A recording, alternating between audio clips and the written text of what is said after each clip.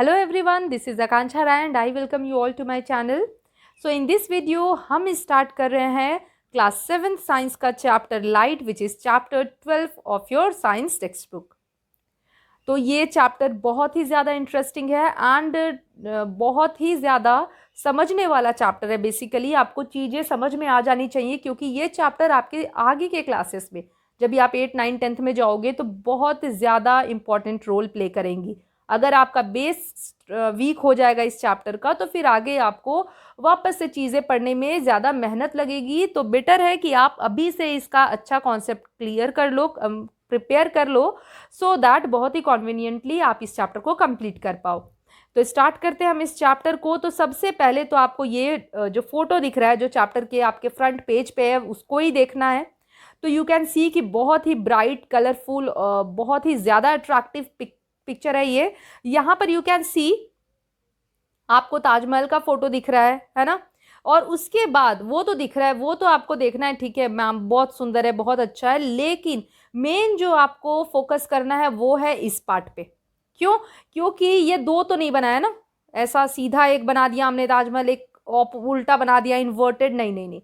ये जो पार्ट है दिस वन, ये है रिफ्लेक्शन इस पार्ट का, ठीक है। अब ये क्या होता है यही हमें इस चैप्टर में पढ़ना है, बट पहले आपको थोड़ा क्यूरियस होना पड़ेगा ना। वाओ इंटरेस्टिंग, ये तो दिख रहा है हमें और ये पार्ट हमें यहाँ भी दिख रहा है। It is because of the phenomena of reflection. तो हाउ दिस वर्क्स यही हमें इस चैप्टर में पढ़ना है। सेम लाइन यहाँ पर दी हुई है जो मैंने भी आपको बताई कि look at the picture, we see not only the original monument itself but also its picture in the water. Water में उसका रिफ्लेक्शन दिख रहा है। तो इसे हम इस फिनोमेना को कहते हैं रिफ्लेक्शन ऑफ लाइट। और ये कैसे अकर करता है ये हम समझेंगे इस चैप्टर में। तो क्लास 6 में हम पढ़ चुके हैं कि प्लेन मिरर जो है वो डायरेक्शन चेंज कर सकता है लाइट का जो उस पर फॉल करती है। प्लेन मिरर आपको पता होना चाहिए, जो मिरर हम नॉर्मली यूज़ करते हैं अपने घर में अपने सारे काम के लिए, सारे फंक्शंस के लिए। वो हम मिरर में कोम्ब कर रहे हो, हम तैयार हो रहे हो, शेविंग कर रहे हो, सारे पर्पस के लिए जो मिरर हम यूज़ करते हैं नॉर्मली उसे हम कहते हैं प्लेन मिरर। फाइन, ठीक। तो ये केस हो गया।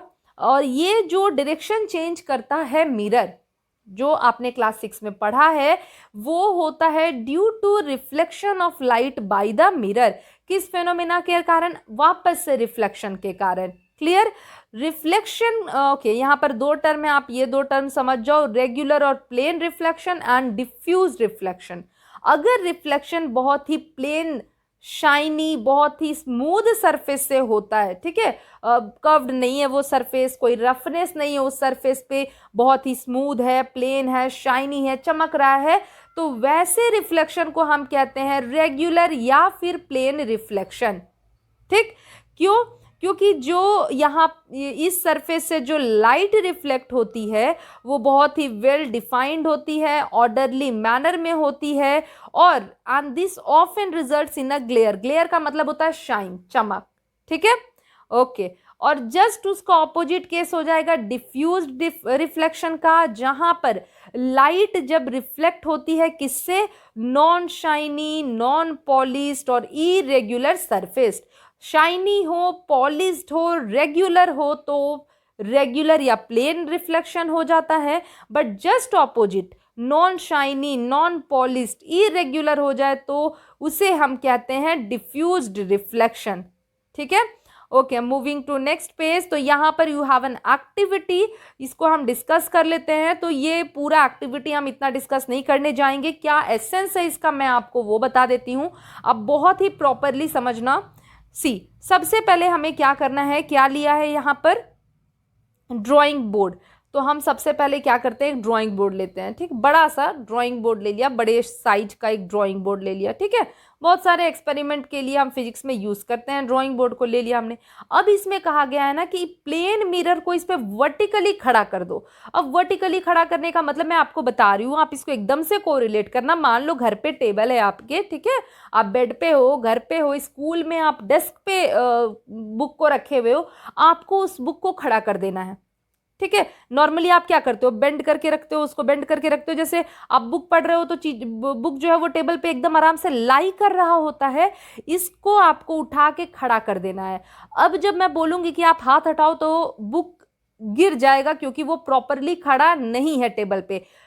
समझ में आई बात? वापस से बता रही हूं, बेड पे, डेस्क पे या घर में टेबल पे आप बुक को आराम से टेबल पे लाई करवा के पढ़ाते हो, सुला के पढ़ते हो, है ना। बेड बुक को सुला दिया एकदम से और फिर आप पेजेस टर्न करते हो। मैं कह रही हूं कि बुक को आप खड़ा कर दो उस पे, ठीक। तो खड़ा कर दोगे, मैं बोलूंगी बुक को छोड़ो तो बोलोगे मैम बैलेंस नहीं बन रहा है, बुक गिर जाएगी। तो वहां पर वैसे ही जैसे मैंने आपको बुक खड़ा करने के लिए बोला, वैसे ही आपको एक प्लेन मिरर खड़ा कर देना है वर्टिकली इस कार्डबोर्ड पे। अब बोलोगे मैम इस पे प्लेन, अच्छा ये थोड़ा सीधा बनना चाहिए। अब बोलोगे मैम इस पे प्लेन मिरर जब हम लोग रखेंगे तो ये तो गिर जाएगा। तो यस, गिर जाएगा, इसीलिए आपको इसको किसी सपोर्ट के साथ रखना है। आपके सेंटेंस में यहां दिया भी हुआ है कि hold the plane mirror, see this line, hold the plane mirror strip vertically on this line using a wooden group or some molding clay। मतलब ऐसे रखोगे तो वो गिर जाएगा, जैसे आप बुक रखोगे गिर जाएगा, पर आपको कोई सपोर्ट ले लेना है, सिंपल सी चीज, ठीक।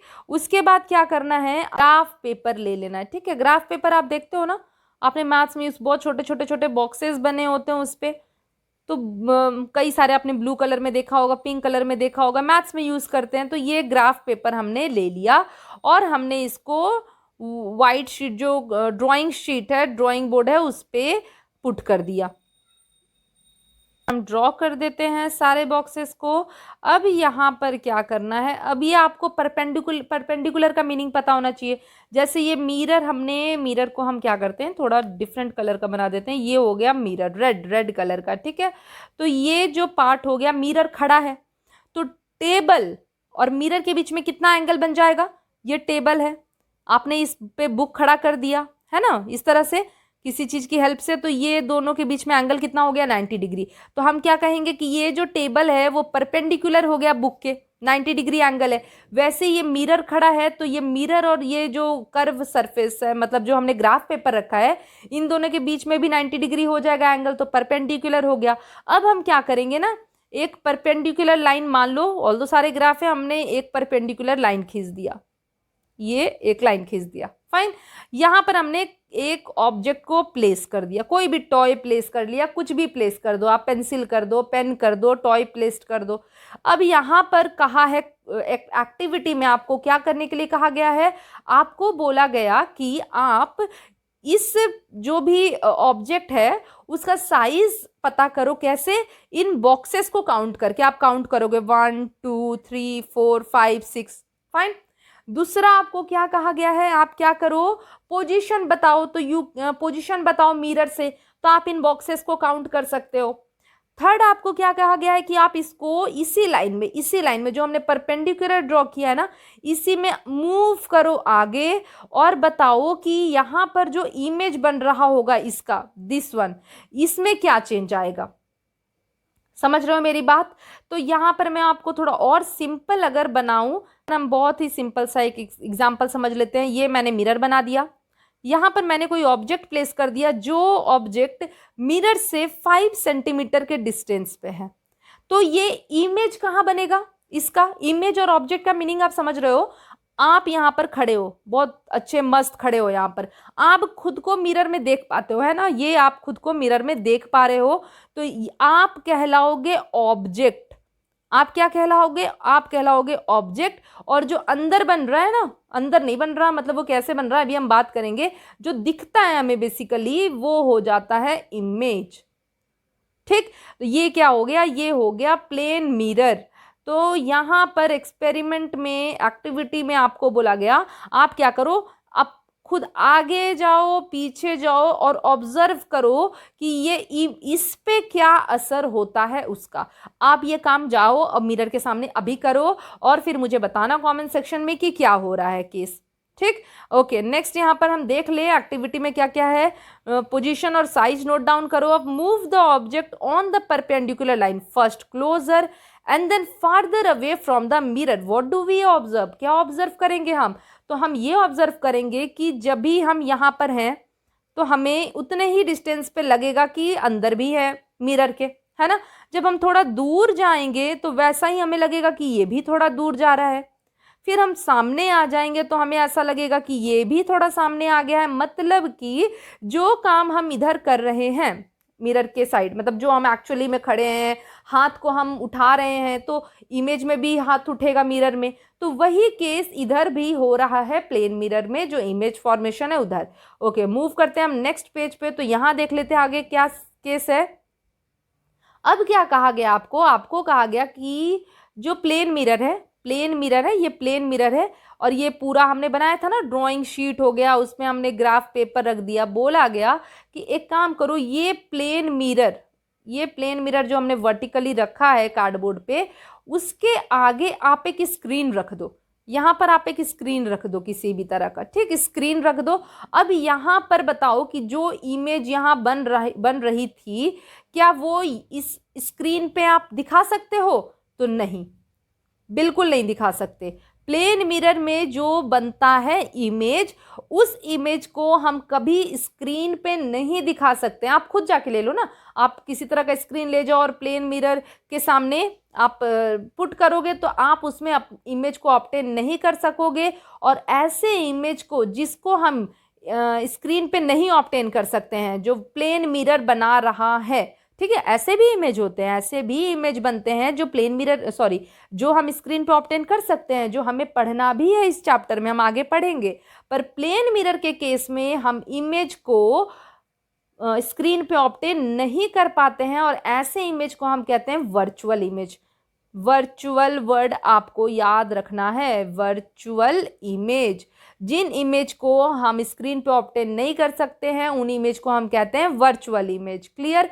अब एक और आपको दिया गया है एक्टिविटी में पॉइंट, क्या करना है आपको, आप एक इरेजर ले लो, ठीक, और उस इरेजर को किसी पेपर से कवर कर लो, ठीक है, अच्छा ठीक ठाक साइज का इरेजर ले लो और उस पर क्या करो, थोड़ी कलाकारी कर दो। मान लो कि आप खुद का फोटो बना लो, ऐसा बना दिया, ठीक। अब इस इरेजर को फ्रंट, जिधर आपने ड्राइंग बनाया ना, उसको मिरर के सामने रखो, जिधर ड्राइंग बनाया। यहाँ पर क्या दिखेगा, यहाँ पर भी वो इरेजर दिखेगा, इस फॉर्म में दिखेगा ना इरेजर जो आपने बनाया है। तो या अब बताओ कि मान लो कि ये इस हाथ में, अच्छा ठीक है, आप ये इरेजर का तो दिया हुआ है, मैं आपको आप करो, अभी जाओ, अभी जाके मिरर के पास खड़े हो जाओ, प्यारे से अच्छे से आप एकदम सुंदर से बन के खड़े हो जाओ। ये है आपका लेफ्ट हैंड, ये आपका राइट हैंड, ये आपका लेफ्ट लेग, ये आपका राइट लेग, ठीक है। अब मिरर में जब आप देखोगे तो आपको क्या करना है, आप ऐसे ही दिख रहे हो, क्लियर, ऐसे ही दिखोगे ना, ऐसा थोड़े है कि एकदम से चेंज ही हो जाओगे। तो अब जब आप अपना लेफ्ट हैंड उठाओगे ना, तो मिरर में ऐसा लगेगा कि आप अपना राइट हैंड उठा रहे हो। आप बस आप कंपेयर करना, मतलब कि आप मिरर में आपको राइट साइड वाला पार्ट उठते हुए दिखेगा। आप इधर लेफ्ट साइड उठा रहे हो पर मिरर में आपको क्या लगेगा कि राइट वाला पार्ट उठा है, ठीक है। और वैसे ही जब आप राइट वाला हाथ उठाओगे तो मिरर में ऐसा लगेगा, मिरर में आप देख पाओगे कि लेफ्ट वाला पार्ट उठा है। तो यहाँ पर क्या हो रहा है ना, चेंज हो जाता है, मिरर में लेफ्ट साइड वाला राइट साइड अपीयर होता है और राइट साइड वाला पार्ट लेफ्ट साइड अपीयर होता है। आप अभी जाके वहां पर जाओ और मिरर में ये एक्सपेरिमेंट करके देखो और मुझे बताओ, ठीक। तो यहाँ पर भी क्वेश्चन है सी, कवर एन इरेजर, वही करना, आपको कार्टून बनाना है और उसके बाद फ्रंट ऑफ द मिरर में रख देना है। Move the figure to different position in front of the mirror, is the image of the figure upright और अपसाइड डाउन। अच्छा, अपराइट और अपसाइड डाउन मतलब कि ऐसा होता है क्या कभी कि आप मिरर में जाके खुद को देख रहे हो तो आपका पैर ऊपर और हाथ सिर नीचे हो जाता है? नहीं, आप जैसे हो, आपका हेड ऊपर है तो हेड ऊपर दिखता है, लेग नीचे है तो लेग नीचे दिखता है। तो ये चीज आप एक चीज नोटिस करो। दूसरा, is the right side of the figure towards the right side in the image, क्या राइट साइड आपका जो है ऑब्जेक्ट जो आपका राइट, वो वैसा ही मिरर में भी दिख रहा है कि डिफरेंट दिख रहा है? तो मैंने आपको बताया डिफरेंट दिखता है। अब आपको खुद से एक्सपेरिमेंट करना है मिरर के सामने जाके, फाइन। तो यहाँ पर ये पार्ट हम कंप्लीट करते हैं आज के सेशन में। नेक्स्ट सेशन में we will go for laws of reflection, हम रिफ्लेक्शन को बहुत अच्छे से समझेंगे।